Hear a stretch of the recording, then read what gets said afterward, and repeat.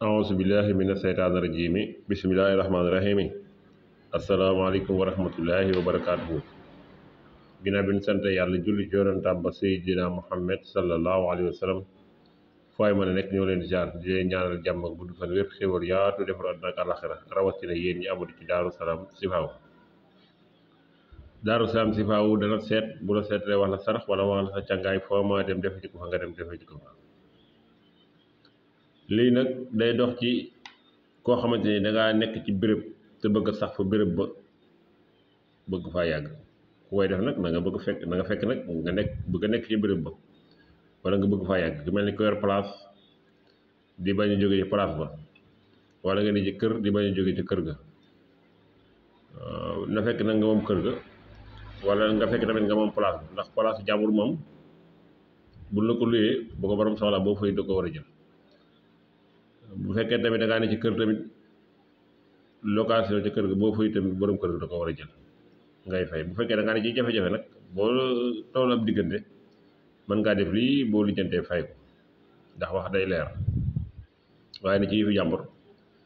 nekk fa bañ faa jógee moom loolu tëggul fenn da ngaa war a def ak góor-góor def ay effort saa boo xëyee pour bu fekkee da nga ko amee location nga fay ko bu dee sa place la tamit nga ne fa ay noon bëgg la faa jële wala ñu bëgg laa génne ci kër ga wala nga ne sa kër ñu bëgg laa génne kër ga boo defee lii tamit day am kër gi te loolu day am ñaare boo defee tamit suñu borom mën na caa def xiwal doo ko jógee kon ku bëgg sax fi béréb daal moo xam entreprise ba ngay liggéey sax mën ko faa def nga bëgg faa sax ci entreprise bi bañ ñu jëlee la fa tamit boo defee lii tamit dana suñu borom dana la fa saxal kon na nga bind bismillaahi rahmaani rahiim nga bind baat bii muy maaki siina fiihi abadan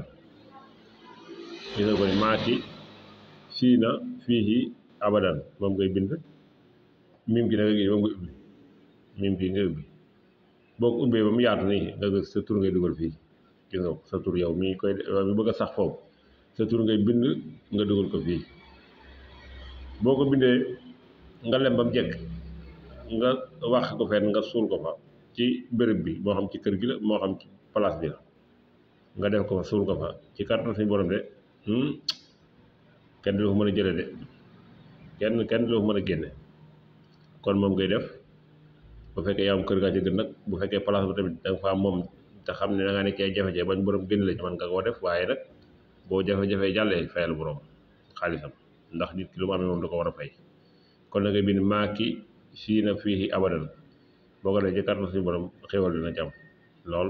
ca loolu ku nekk fi béréb daal bëgg faa sax moo xam entreprise la ñu fay xeex wala ñu bëgg a génn ci entreprise bi wala ñu lay liggéey pour bëgg nga génn ci wala nga dem jóge ci entreprise bi defal lii kenn du la fa mën a jële ak yeneen ñoo ngi lay siyaar baax di leen ñaanal jàmm gudd fan wér wasalaamaaleykum wa rahmatullahi wa barakaatu.